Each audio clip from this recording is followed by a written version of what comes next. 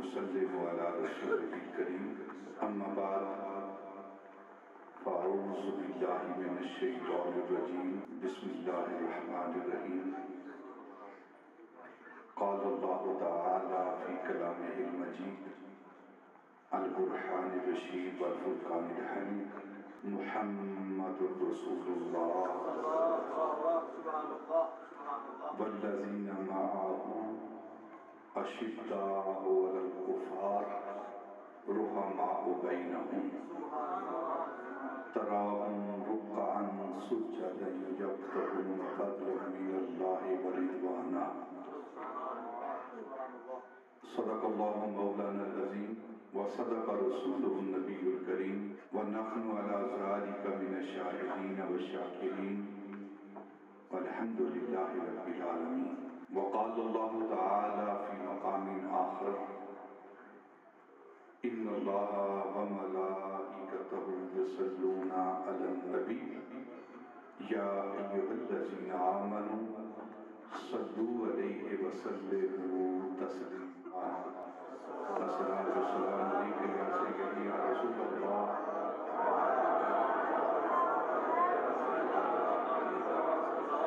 وعلى آلك وأصحابك يا سيدي يا حبيب الله الصلاة والسلام عليك يا سيدي يا رسول الله وعلى آلك وأصحابك يا رحمة للعالمين الصلاة والسلام عليك يا سيدي يا رسول الله وعلى آلك وأصحابك يا خاتم النبيين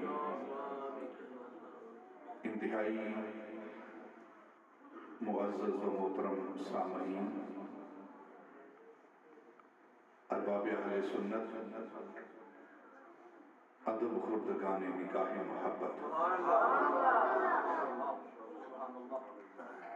بادہ کشان میخانہ صدیقیت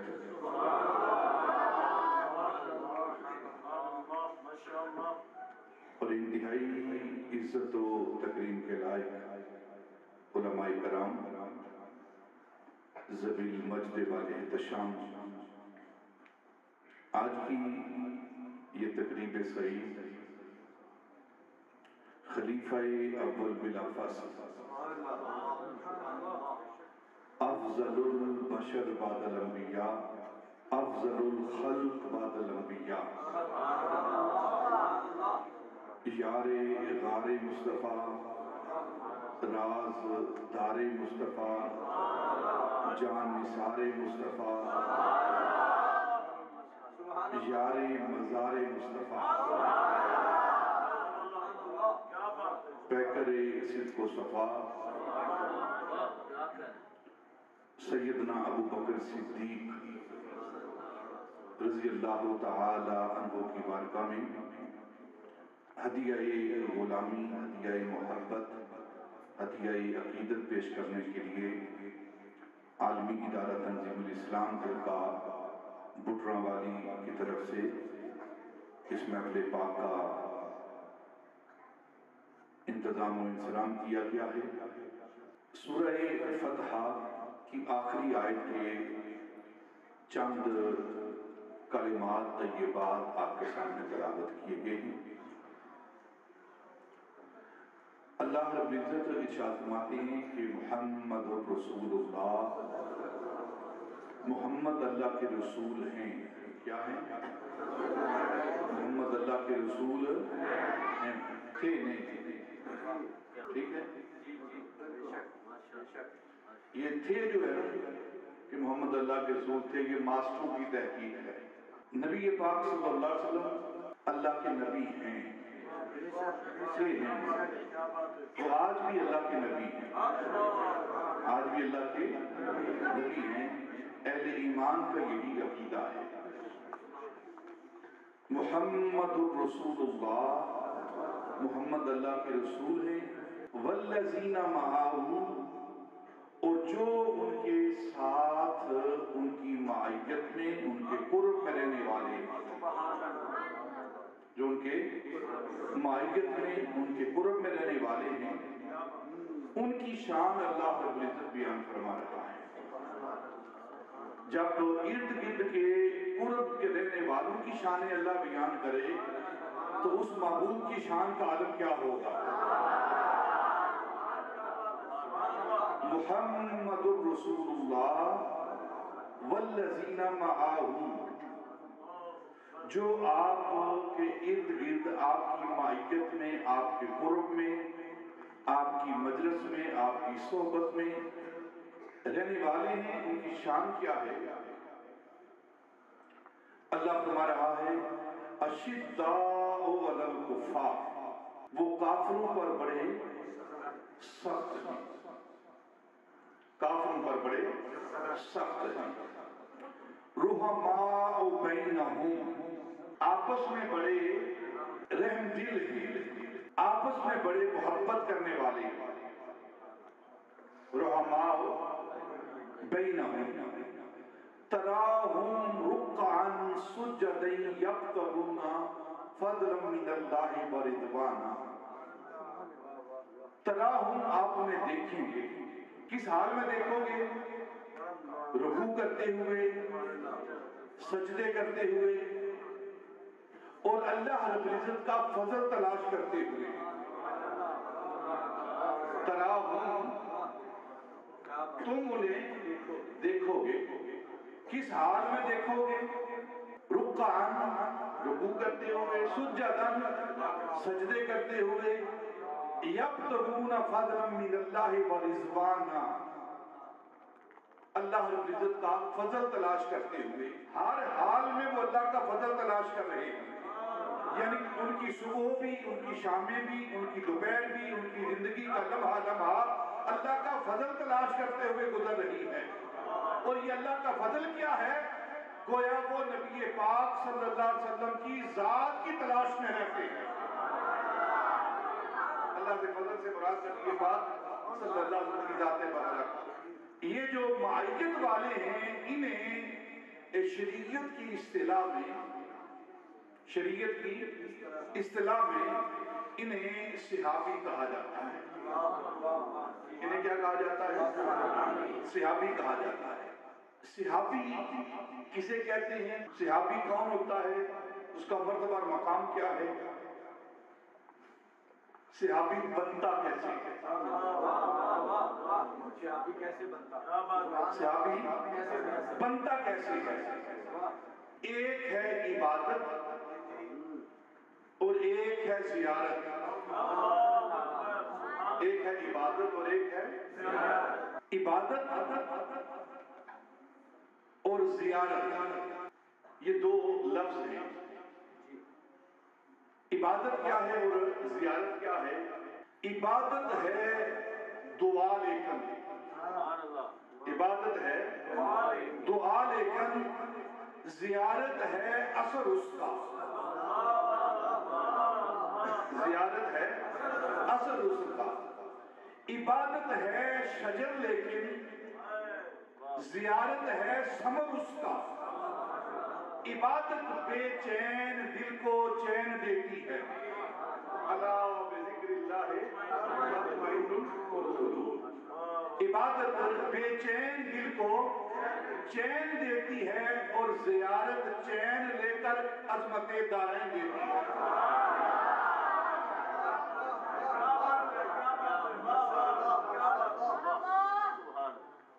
عبادت، نماز عبادت، روزہ عبادت، حج عبادت، تہجد، زکوٰۃ ادا کرنا عبادت، عمرہ کرنا عبادت، لوگوں کے ساتھ محبت کرنا عبادت۔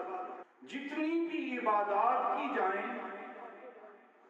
انسان عابد کہلائے گا، عبادت گزار کہلائے گا، اور کوئی بھی عابد عبادت کرنے والا وہ صحابی کے مقام تک نہیں پہنچ پاتا، زیارت کے مقام تک نہیں پہنچ پاتا۔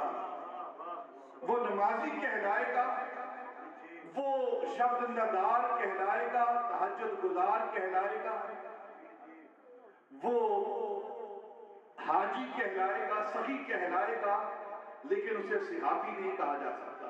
صحابی کون بنے گا؟ جس نے چہرہ بدوحا کی زیارت کی، جس نے چہرہ وضحا کی نبی پاک صلی اللہ علیہ وسلم کے چہرہ اقدس کی آپ کو اللہ کا رسول اور نبی مانتے ہوئے، جانتے ہوئے نہیں، بڑے سادہ آسان لفظوں میں بات سمجھا رہا ہوں، اللہ کا نبی اور رسول مانتے ہوئے کہ یہ اللہ کے نبی ہیں، یہ اللہ کے رسول ہیں، اللہ کے پیغمبر ہیں، اور پھر اس ایمان کے ساتھ آپ کو اللہ کا نبی اور رسول مانتے ہوئے آپ کے چہرہ وضحا کی زیارت کی یا آپ کی مجلس میں بیٹھا، آپ کی مجلس میں بیٹھا،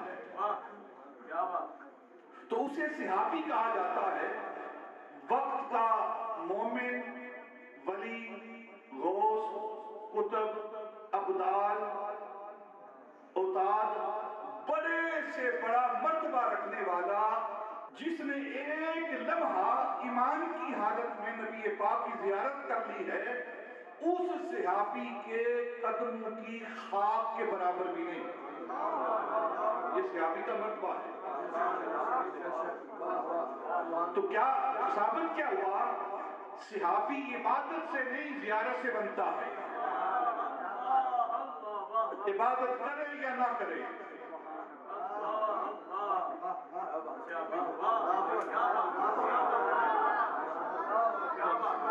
کرے یا نہ کرے، بس زیارت کی نبی پاک کی تاریخ بھری پڑی ہے کہ کوئی نماز نہیں، کوئی نماز نہیں پڑھی، کوئی روزہ نہیں رکھا، کوئی نیکی کا عمل نہیں کیا، صرف نبی پاک کے چہرے کو دیکھ کر ایمان لایا اور سیدھا جنت میں۔ یہ مرتبہ اگر کسی کو حاصل ہے تو یہ فقط صحابی کا مرتبہ ہے، صحابی کا یہ مرتبہ، جس نے ایمان کی حالت میں، اور پھر یہاں ایک اور بات بھی عرض کر دوں، زمین کے اوپر، زمین کے اوپر، جس نے زمین کے اوپر، آسمانوں پر نہیں، جس نے ایمان کی حالت میں نبی پاک کی زیارت کی، وہ صحابی ہے۔ یہی وجہ ہے کہ ملائکہ جو ہے اوپر والے فرشتے، ان کا شمار صحابہ میں نہیں ہوتا، کیونکہ معراج کی رات انہوں نے اوپر دیکھا تھا، اور پھر اس کا خاتمہ بھی اسی صحابیت پر ہو، نبی پاک کی ذات پر ایمان رکھتے ہوئے اس کا خاتمہ ہو تو وہ صحابی ہے۔ اور اس صحابی کا مرتبہ اور مقام کیا ہے؟ اور ایک اور بات یہاں پر، اس میں عمر کی قید کوئی نہیں، عمر کی قید کوئی نہیں۔ کچھ لوگوں نے بلوغت کی قید لگائی ہے کہ جو بالغ ہو، بالغ نہیں، بس کسی بھی حال میں اس نے نبی پاک کی زیارت کر لی ہے اور اس کا ایمان ثابت ہو چکا ہے، بلوغت کی شرط بھی نہیں ہے۔ سیدنا امام حسن، سیدنا امام حسین، انہیں بھی صحابی کہا جاتا ہے، وہ بھی صحابہ میں شامل ہیں، چھوٹی عمر ہے ان کی۔ اور پھر علماء نے یہ بھی لکھا ہے کہ یہ کوئی عام مرتبہ نہیں صحابیت کا، نبی پاک صلی اللہ علیہ وسلم کا وصال ہو چکا ہے، آپ وصال کر چکے ہیں، اس دنیا سے پردہ پوشی کر چکے ہیں، اور اس وقت جب آپ کا وصال ہو چکا ہے، اور عین اس وقت جب آپ کو آپ کی قبر انور کے اندر رکھا جا رہا ہے، قبر انور کے اندر رکھا جا رہا ہے، قبر کے اندر رکھ دیا گیا ہے، لحد مبارک کے اندر رکھ دیا گیا ہے، ابھی اس کے اوپر مٹی نہیں ڈالی گئی، ابھی مٹی اوپر نہیں ڈالی گئی، قبر کے اندر رکھ دیا گیا ہے۔ اس وقت بھی اگر کسی نے چہرہ وضحا کو دیکھ کر کلمہ پڑھ لیا ہے، وہ بھی صحابی ہے۔ جب آپ صلی اللہ علیہ وسلم کا وصال مبارک ہو گیا ہے، اور اس وقت جب آپ کو قبر لحد مبارک کے اندر رکھا جا رہا ہے، اس وقت بھی اگر کسی نے دیکھ کر چہرہ وضحا کو دیکھ کر کلمہ پڑھ لیا ہے، آپ کو اللہ کا رسول مان لیا ہے، اللہ کا نبی مان لیا ہے، وہ بھی صحابی ہے۔ اب اس صحابی کی تعریف آپ نے سن لی ہے، صحابی کیسے بنتا ہے؟ زیارت زیارت صحابی بنتا ہے۔ اب صحابہ کا مرتبہ اور مقام کیا ہے؟ نبی پاک صلی اللہ علیہ وسلم نے فرمایا کہ میرا صحابی ایک سا یا آدھا سا، ایک سیر یا آدھا سیر، ایک کلو یا آدھا کلو، ایک کھجور یا آدھی کھجور، بخاری اور مسلم کی حدیث۔ میرا صحابی ایک کھجور یا آدھی کھجور اللہ کی راہ میں صدقہ کرتا ہے، اور اس کے مقابلے میں غیر صحابی اود پہاڑ جتنا سونا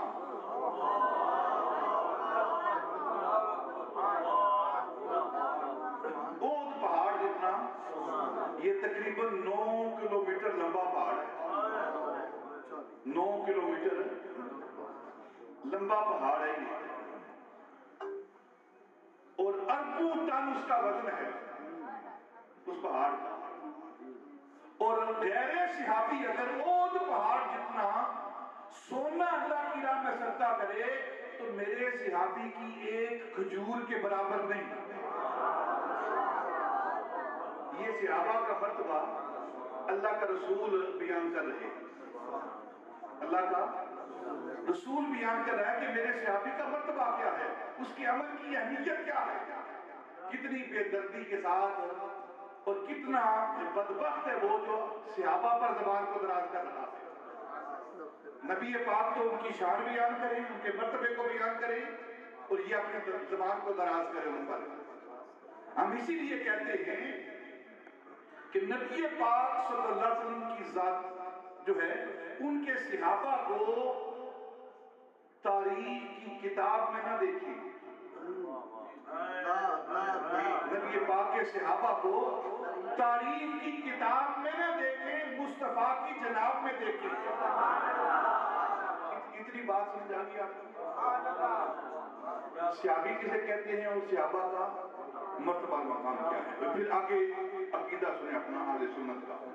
تمام امت کا یہ عقیدہ ہے کہ نبی پاک صلی اللہ علیہ وسلم سارے انبیاء سے، سارے رسولوں سے افضل ہیں۔ جس طرح نبی پاک صلی اللہ علیہ وسلم کی ذات مبارکات تمام انبیاء اور رسل سے افضل ہے، اسی طرح ہمارا یہ عقیدہ ہے کہ نبی پاک صلی اللہ علیہ وسلم کے صحابہ تمام انبیاء کے صحابہ اور حواریوں سے افضل و اعلیٰ، تمام حواریوں سے، تمام انبیاء کے صحابہ سے نبی پاک صلی اللہ علیہ وسلم کے صحابہ افضل ہیں۔ جس طرح قرآن تمام کتابوں سے افضل ہے، قرآن تمام کتابوں سے افضل ہے، جس طرح لیلۃ القدر تمام راتوں سے افضل ہے، جس طرح جمعۃ المبارک تمام دنوں سے افضل ہے، جس طرح امت مصطفیٰ ساری امتوں سے افضل ہے، جس طرح نبی پاک صلی اللہ علیہ وسلم سارے انبیاء اور رسل سے افضل ہیں،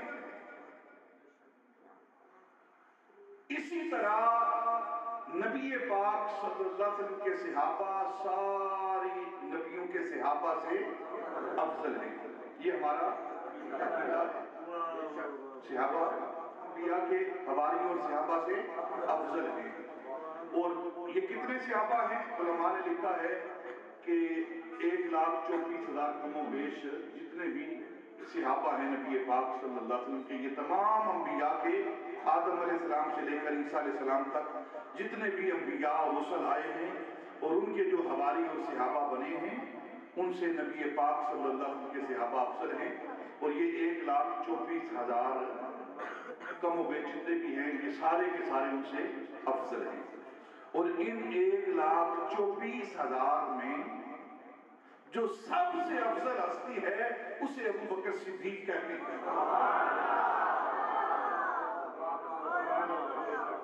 اسے ابو بکر صدیق کہتے ہیں۔ 1,24,000 قوموں پہ جتنے بھی صحابہ ہیں، ہمارے علماء نے، اہل سنت کے علماء نے، صوفیاء نے، اولیاء نے ہمیں یہ عقیدہ دیا ہے قرآن و سنت کی روشنی میں، نبی پاک صلی اللہ علیہ وسلم کے فرمان کی روشنی میں یہ عقیدہ دیا ہے۔ 1,24,000 کم و بیش جتنے بھی صحابہ ہیں، ان میں 1400 بیعت رضوان والے افسر ہیں، بیعت رضوان والے۔ لقد رضی اللہ عن المؤمنین اذ یبایعونک تحت الشجرہ، یہ 1400 حدیبیہ کے مقام پر جو نبی پاک صلی اللہ علیہ وسلم کے دست مبارک پر قصاص عثمان کے عہد پر بیعت کر رہے تھے، وہ ان میں افضل ہیں۔ ان 1400 میں سے 313 بدر والے افضل ہیں، 313 بدر والے افضل ہیں۔ اور پھر ان 313 میں 40 شیب ابی طالب والے وہ افضل ہیں۔ ان 40 میں عشرہ مبشرہ 10 وہ صحابہ افضل ہیں، اور ان 10 میں عشرہ مبشرہ میں ان میں علی افضل ہیں، علی سے عثمان افضل ہیں، عثمان سے عمر فاروق افضل ہیں، اور عمر فاروق سے ابو بکر صدیق افضل ہیں۔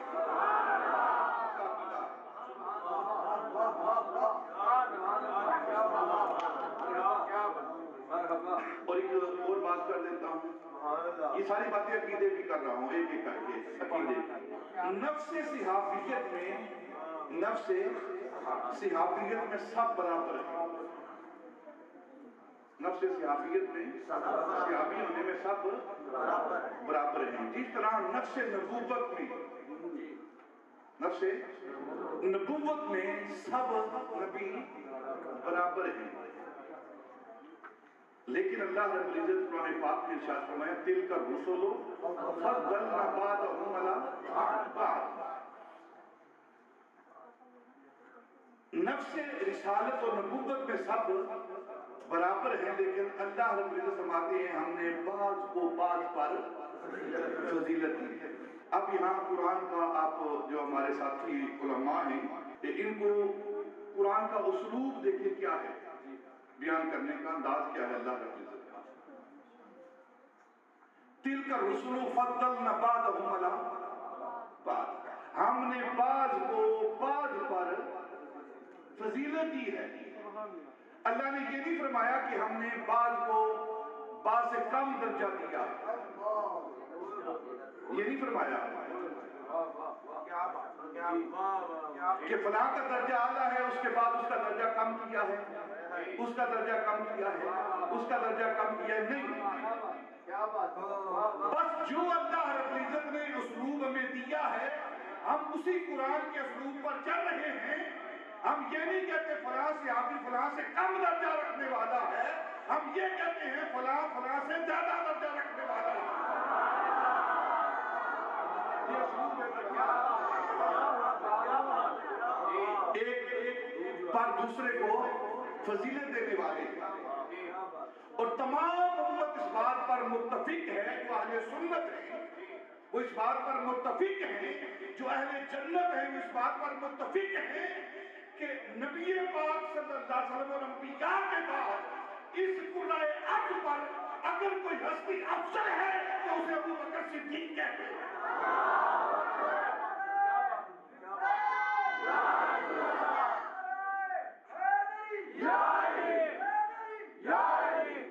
گلی گلی نگر نگر ابو بکر ابو بکر، گلی گلی نگر نگر ابو بکر ابو بکر، مصطفیٰ کا ہم سفر ابو بکر ابو بکر، مصطفیٰ کا ہم سفر ابو بکر ابو بکر۔ سب سے پہلے نبی پاک صلی اللہ علیہ وسلم کو دیکھ کر کلمہ پڑھنے والی ذات جو ہے اسے ابو بکر صدیق کہتے ہیں۔ آپ مختلف روایات علماء سے سنتے رہتے ہیں، کچھ کہتے ہیں جی مولا علی پہلے مومن ہیں، کچھ کہتے ہیں ابو بکر پہلے مومن ہیں۔ ہم تو جھگڑا کرنے والے ہیں ہی، جھگڑا کرنے والے ہمارے علماء نے تطبیق کی ہے کہ بڑوں میں سب سے پہلے ایمان لانے والے نہیں بلکہ ایمان کا اظہار کرنے والے۔ دو جو ہستیاں ہیں، دو ہستیاں، ایک مولا علی کی ذات اور ایک سیدنا ابو بکر صدیق کی ذات، یہ دونوں ازلی مومن ہیں، یہ دونوں ازلی مومن ہیں۔ اعلیٰ حضرت فاضل بریلوی رحمت اللہ تعالی علیہ، ان کے پاس ایک ساتھی نے، ان کے مرید نے، ان کے شاگرد نے، ان کے علامہ نے ایک سوال کیا کہ حضرت مولا علی رضی اللہ تعالی عنہ نے 8 سال 9 سال 10 سال یا 13 سال کی عمر میں کلمہ پڑھا ہے یا وہ ازلی مومن ہے؟ یہ سوال اعلیٰ حضرت سے کیا گیا، تو آپ نے جواب دیا، فرمایا کہ 8 سال 9 سال 10 سال یا 13 سال میں مولا علی رضی اللہ تعالی عنہ نے کلمہ نہیں پڑھا، کلمہ نہیں پڑھا، بلکہ آپ نے اعلان ایمان کیا۔ جس طرح ہمارا یہ عقیدہ ہے نا کہ 40 سال کی عمر میں نبی پاک نبی نہیں بنے، اعلان نبوت کیا ہے، اسی طرح 8 سال 9 سال 10 سال 13 سال کی عمر میں مولا علی رضی اللہ تعالی عنہ نے اعلان ایمان کیا ہے، اور اسی طرح ابو بکر صدیق نے بھی جب نبی پاک صلی اللہ علیہ وسلم نے اپنی نبوت کا اعلان کیا، اللہ رب العزت کی توحید کا اعلان کیا، تو ابو بکر صدیق نے بھی اعلان ایمان کیا ہے۔ یہ دونوں ازلی مومن ہیں، ازلی مومن ہیں، ابو بکر صدیق اور حضرت مولا علی رضی اللہ عنہ۔ اور پھر آپ آگے اس کی بڑھ کرتے ہیں، کہتے ہیں کہ ایک ایمان ہے، اسلام ہے میثاقی، ایک اسلام میثاقی، ایک اسلام فطری اور ایک اسلام توحیدی۔ اسلام میثاقی کیا ہے؟ آپ جب میلاد آتا ہے تو علماء سے ایک بات سنتے ہیں کہ اللہ رب العزت نے 2 جلسے کیے، 2 جلسے کیے، 2 میثاق لیے ہیں۔ پہلا میثاق اپنی توحید کا، اپنی ربوبیت کا، الست بربکم، کیا میں تمہارا رب نہیں ہوں؟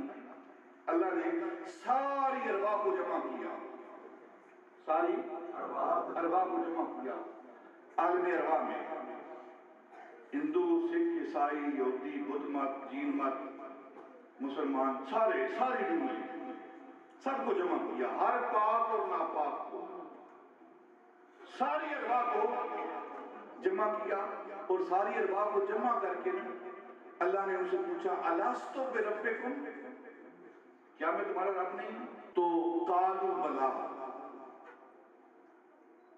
تو ان ارواح نے جو آج کلمہ پڑھنے والی ہیں، آج اللہ کی توحید کی قائل ہیں، انہوں نے عالم ارواح میں کہا کہ کیوں نہیں یارا، تو ہمارا پروردگار ہے، پالنہار ہے۔ علماء نے لکھا کہ سب سے پہلے اللہ رب العزت کے اس سوال پر الست بربکم، جس نے بلا کہا ہے وہ ذات مصطفیٰ ہے،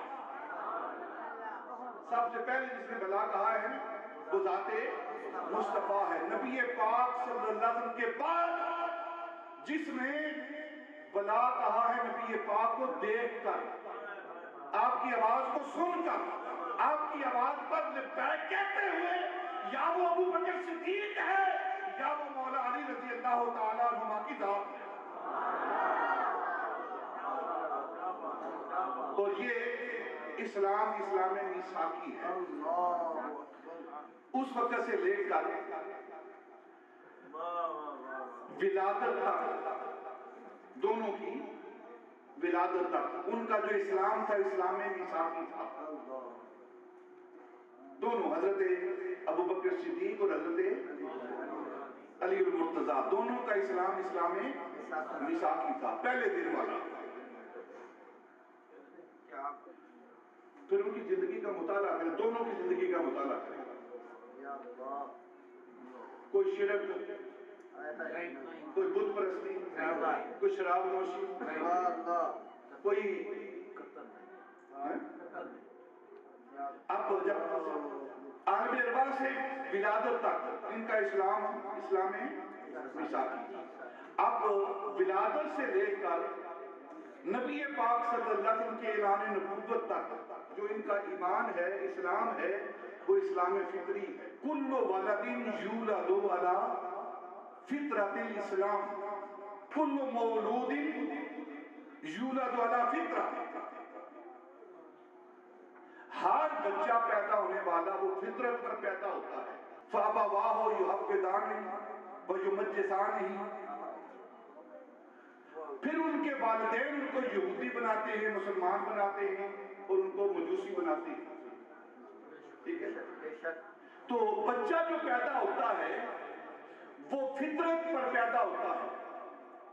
اور حضرت ابوبکر صدیق رضی اللہ تعالیٰ عنہ اور حضرت مولا علی رضی اللہ تعالیٰ عنہ پیدا ہونے سے لے کر نبی پاک صلی اللہ علیہ وسلم کے اعلان نبوت تک ان کا جو اسلام تھا وہ فطری اسلام تھا.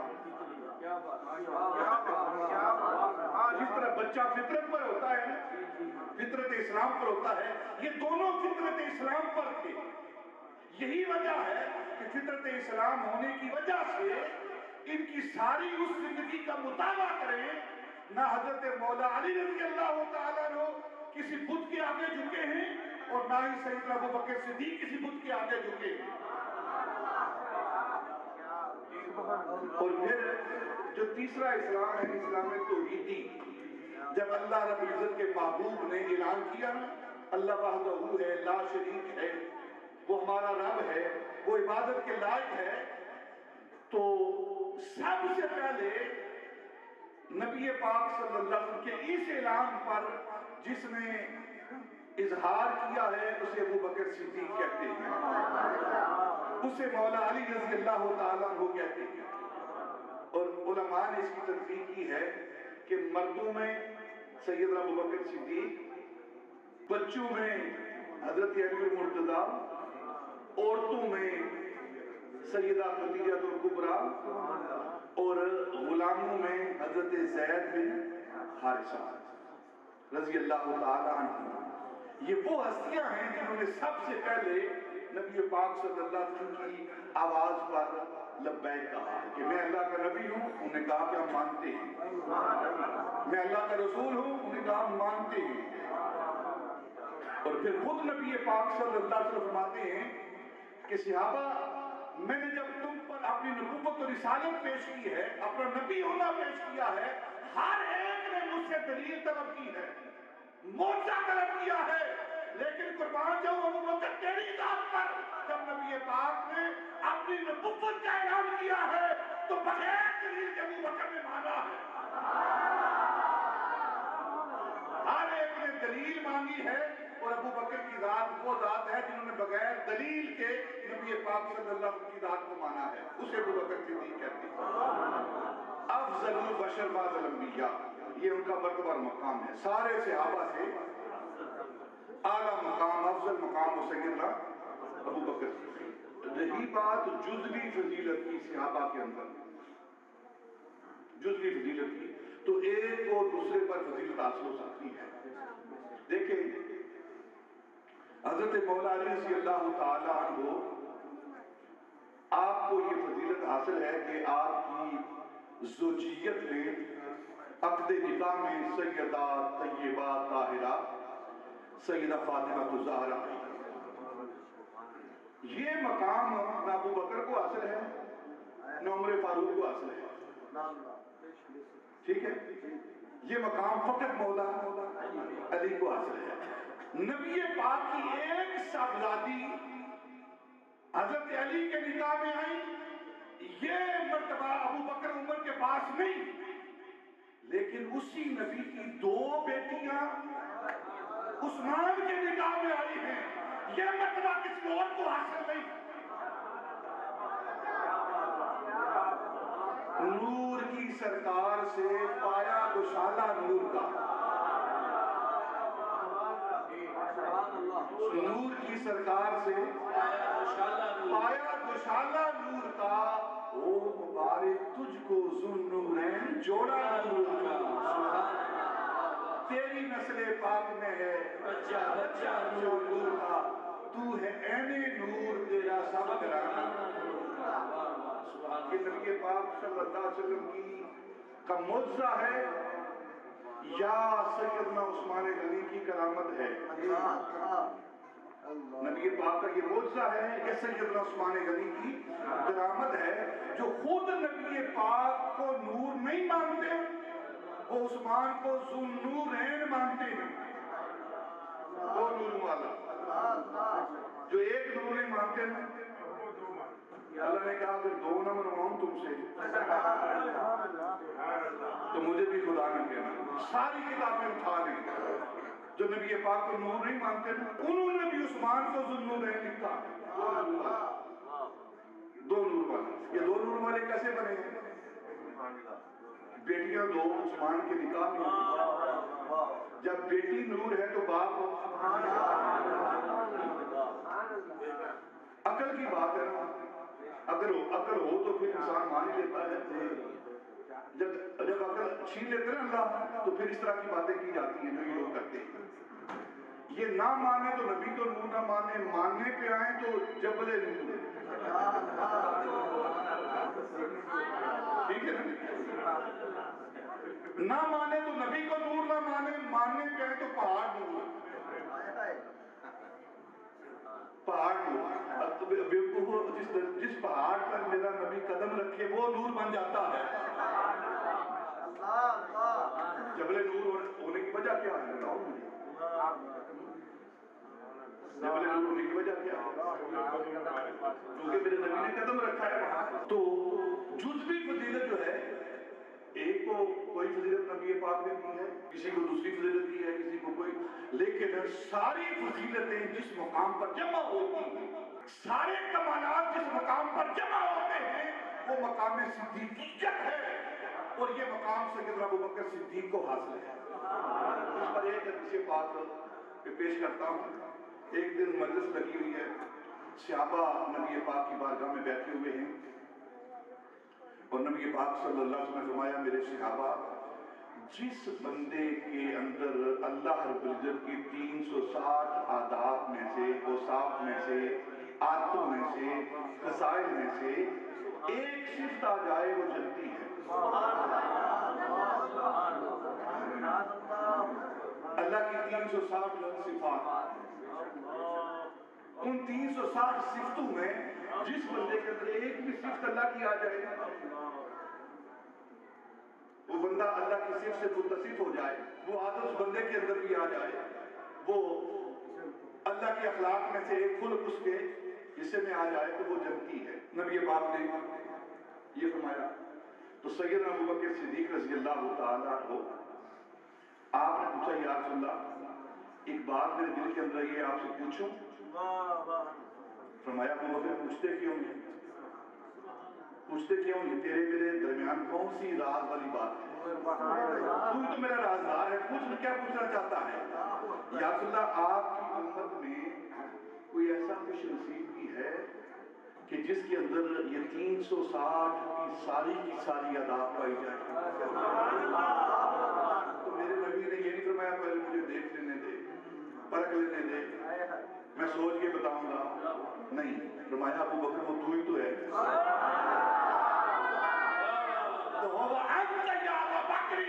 ابوبکر وہ تیری ذات ہے کہ جس کے اندر اللہ کی ساری عادات پائی جاتی ہے، سارے کمالات جہاں جمع ہوتے ہیں ابوبکر صدیق کہا جاتا ہے. اور ان کا مرتبہ مقام کیا؟ ایک حدیث حدیث پاک بیان کر دیتا ہوں۔ نبی پاک صلی اللہ علیہ وسلم تشریف فرما ہے اور ساتھ مولا علی رضی اللہ تعالیٰ کھڑے۔ جب یہ دونوں ہستیاں موجود ہیں تو اتنی دیر میں وہاں حضرت ابوبکر صدیق داخل ہوئے، آپ تشریف لائے۔ نبی پاک صلی اللہ علیہ وسلم نے سیدنا ابوبکر صدیق سے مصافحہ کیا۔ دو ہاتھوں سے مصافحہ ہوتا ہے، ایک ہاتھ سے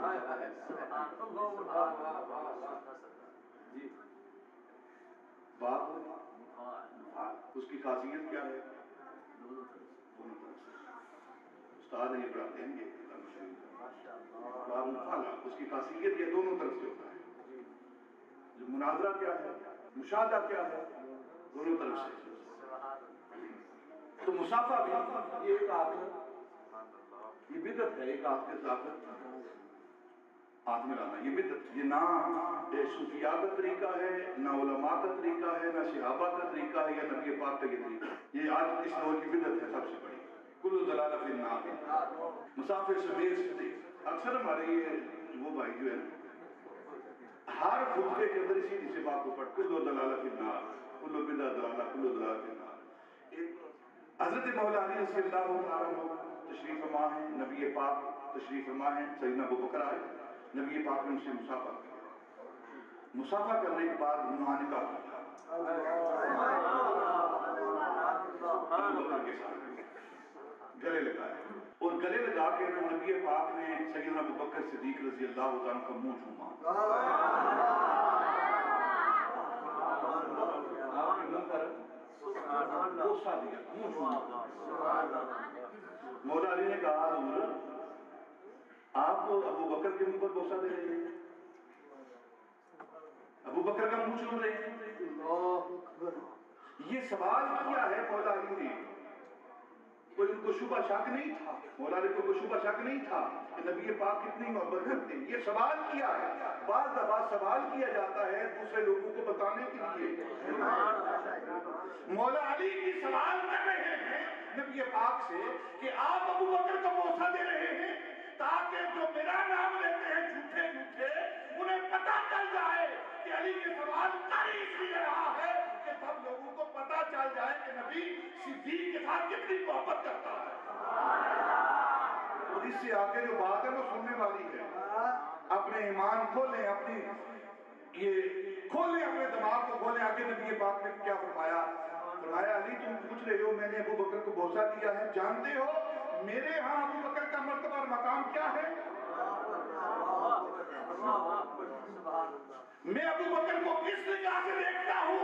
علی سنو، جس طرح مجھ محمد کا مرتبہ خدا کے ہاں ہے اسی طرح ابوبکر کا مرتبہ مجھ محمد کے ہاں ہے، ایسا ہی مرتبہ ابوبکر کا میری بارگاہ میں ہے۔ کیا مطلب اس بات کا؟ کہ سارے نبی اللہ کے محب اور نبی پاک اللہ کے حبیب، سارے صحابہ نبی پاک کے مرید، ابوبکر سب سے محبوب ہستی نبی پاک کی بارگاہ میں وہ ابوبکر صدیق کی سیدنا ابوبکر صدیق کی ہستی ہے، نبی پاک کی بارگاہ میں محبوب ہستی، اور ان کا مرتبہ مقام انہیں کیوں ملا ہے؟ صحابہ نے ایک مرتبہ سوال کیا نبی پاک سے، یا رسول اللہ ابوبکر سب سے افضل ہیں، سب سے اعلیٰ مقام رکھنے والے ہیں، یہ اس کا معاملہ کیا ہے؟ رہی بات نماز کی تو ہم بھی آپ کے پیچھے نماز پڑھتے ہیں، آپ کی ہی زیارت کرتے ہیں، آپ کے کہنے ہی پر عمل کرتے ہیں، جو باقی عمل کرتے ہیں وہ بھی وہی ہم عمل کرتے ہیں، لیکن ابوبکر کا مرتبہ تو میرے آقا نے فرمایا میرے صحابہ ابوبکر کا مرتبہ جو سب سے اعلیٰ ہے یہ نماز کی وجہ سے نہیں، یہ روزے کی وجہ سے نہیں، یہ کسی اور عمل کی وجہ سے نہیں، ما فی قلبہ، اس کے دل کے اندر جو میری محبت ہے وہ کسی اور قلم میں نہیں ہے، اس وجہ سے ابوبکر صدیق رضی اللہ عنہ کا سب سے بڑا مرتبہ ہے۔ اور اکثر نبی پاک صلی اللہ علیہ وسلم سیدنا ابوبکر صدیق کو اپنے گلے کے ساتھ لگا کے رکھتے ہیں۔ ایک اور روایت بیان کر دیتا ہوں، حجۃ الوداع سنا ہے آپ نے؟ ایک ہی حج نبی پاک نے کیا ہے 10 ہجری میں، جسے ہجرت وداع کہتے ہیں. یہ ایک ہی حج ہے نبی پاک کا جو آپ نے کیا ہے. اور 9 ہجری میں حج فرض ہوا. پہلا حج کا امیر جس کو بنا کے نبی پاک نے بھیجا اسے ابو بکر صدیق کہتے ہیں. اور 10 ہجری کو آپ تشریف لے گئے. 1,24,000 کم و بیش سارے صحابہ جہاں جہاں خبر جاتی رہی ہے سارے جمع ہو گئے. مینا کے اندر خیمے لگائے گئے. جو آج خیمے لگائے جاتے ہیں مینا کے اندر، یہ نبی پاک کی سنت ہے. مدینہ المنورہ سے چلے اور سب نے اپنا اپنا سامان باندھا اپنی اپنی سواریوں پر. جس کے پاس اونٹنی ہے اس نے اونٹنی پر سامان باندھا. گھوڑا ہے کسی کے پاس اس نے گھوڑے پہ سامان رکھا. جو جو اس کے پاس سواری موجود تھی اس نے اپنا اپنا سامان اپنی اپنی سواری پہ باندھ دیا. کیونکہ ازواج مطہرات کے لیے اونٹوں کے ہودے جو ہیں وہ بنا دیے گئے. ان کا سامان وہاں رکھ دیا گیا جن کا سامان ایک اونٹنی پر تھا. اور وہ 2 ہستیاں کون ہیں؟ ایک نبی پاک کی ذات ہے اور ایک ابو بکر صدیق کی ذات ہے. ایک ہی اونٹنی پر دونوں کا سامان ایک ہی جگہ رکھا گیا. سفر شروع ہو گیا.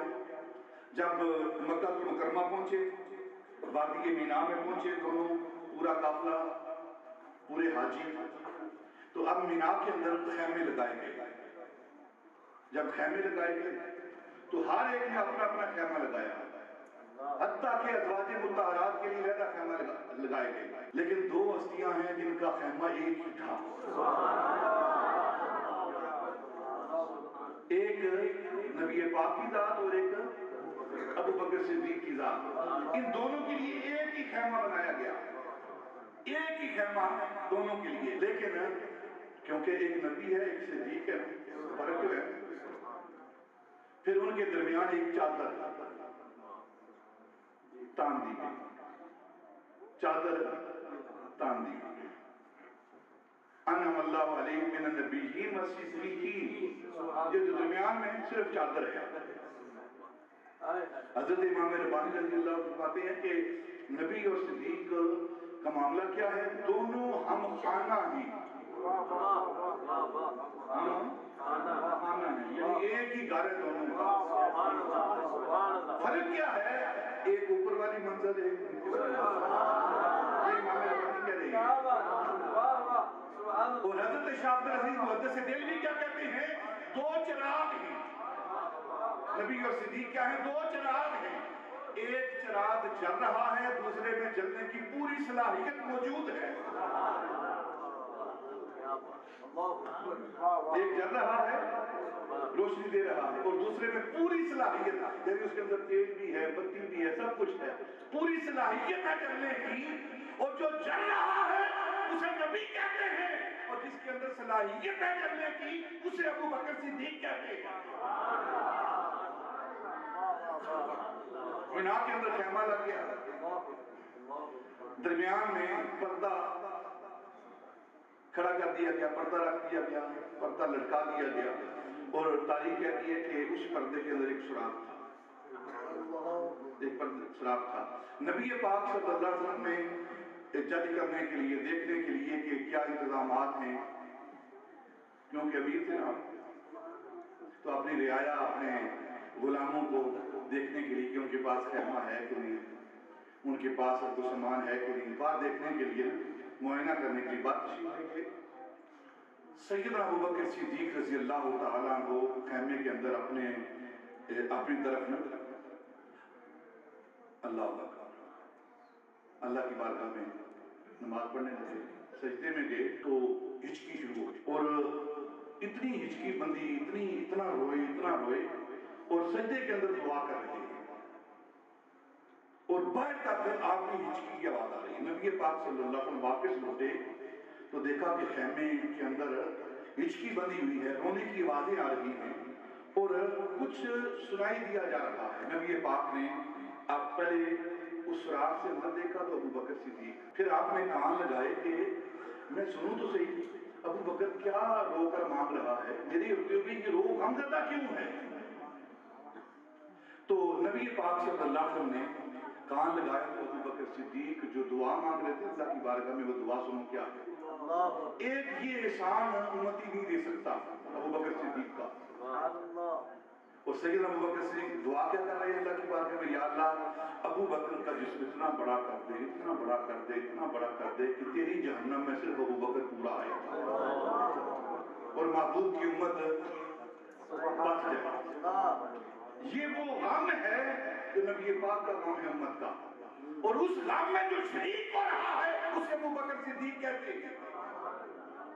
या अल्लाह अबू बकर का जिस्म इतना बड़ा कर, इतना बड़ा कर, इतना बड़ा कर कि तेरी जहन्नम में अबू बकर पूरा आ जाए और तेरे महबूब की उम्मत बच जाए।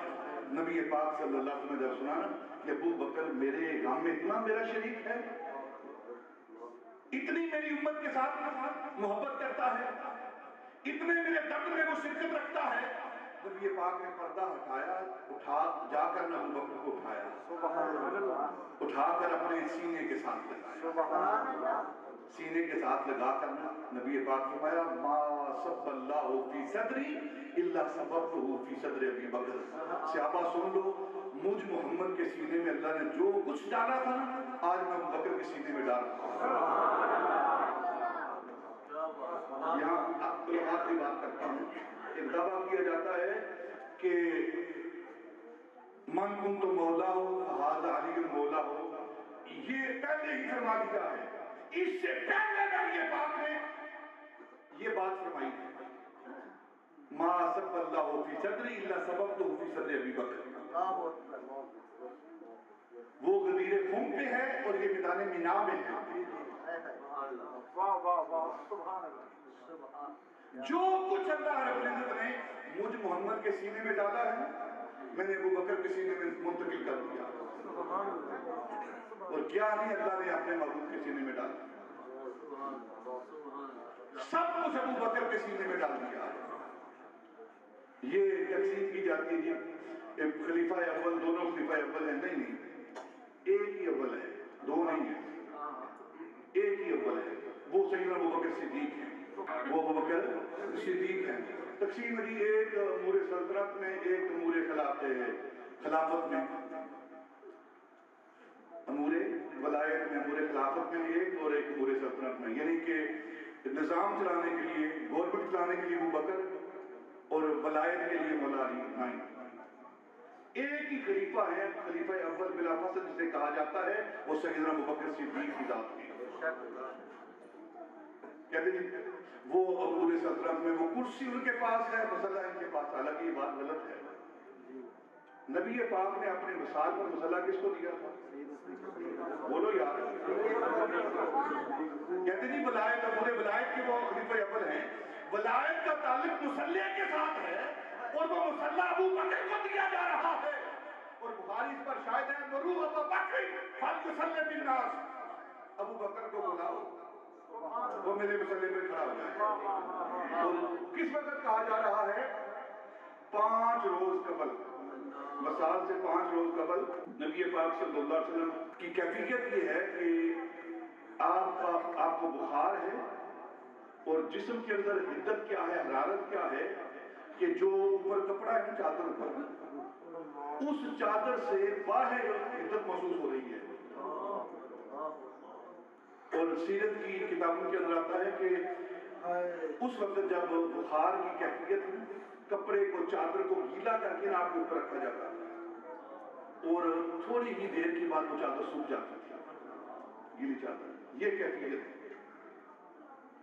और उस वक्त जब सैयदा तय्यबा ताहिरा सैयदा आयशा सिद्दीका रज़ी अल्लाह ताला अन्हा की गोद थी, नबी पाक का सर मुबारक था और नबी पाक सल्लल्लाहु अलैहि वसल्लम मरू अबू बकर फलयुसल्ली बिन्नास, बुखारी शरीफ के लफ्ज़ है, अबू बकर को कहो कि वो नमाज पढ़ाए। सैयदा आयशा सिद्दीका कहने लगी या रसूलल्लाह मेरे बाप बड़े रकीक और कल्ब हैं, बड़े नरम दिल वाले हैं, आप किसी और को हुक्म दीजिए वो नमाज पढ़ाए। जैसे सहाबा मौजूद हैं तो लोग कहते हैं इसके ड्राफ्ट हो गया है, आंखें बंद हो गई, नहीं वो तो मामला जुड़ गया है, यही पूछ रही है। आंखें बंद की, आंखें खोली, आयशा मुर्गो बकर फलयुसल्ली बिन्नास, या रसूलल्लाह باپ بڑا رقیق القلب، میں اپنے باپ کو جانتی ہوں، وہ برداشت نہیں کر پائیں گے جب آپ کو مسئلے پر نہیں دیکھیں گے، تو کسی اور کو حکم دیجیے۔ پھر آنکھیں بند ہوئی، آنکھیں کھولی، مرو بکر فلیصلی بالناس، ابو بکر کو حکم دو وہ نماز پڑھائے۔ تیسری بار جب سیدہ عائشہ صدیقہ نے عرض کی تو فرمایا عائشہ 3 بار تیرے کہنے پر، کہ میری عائشہ کہتی ہے یا اللہ کہ ابو بکر کے سوا کسی اور کو مصلی پہ کھڑا کیا جائے۔ عائشہ میرا رب نہیں مانا، میرا رب نہیں مانا کہ ابو بکر کے ہوتے ہوئے کوئی میرے مصلی پر کوئی اور کھڑا ہو۔ وہ سیدنا ابو بکر صدیق کی ذات ہے۔ اس کا مطلب یہ نہیں ہے کہ کسی کا مرتبہ کم ہے، نہ، جو مولا علی کا مرتبہ ہے ان کا مرتبہ ہے۔ وہ بھی سن لے آپ، حضرت امام ربانی نے کیا لکھا ہے، یہ سارے مل کے جو دعویٰ کرتے مولا علی کی محبت کا، کسی ایک نے بھی یہ بات نہیں لکھی، کسی ایک نے بھی یہ بات نہیں لکھی جو بات حضرت امام ربانی نے لکھی ہے، جو ہم جدی کہتے ہیں۔ وہ کیا ہے؟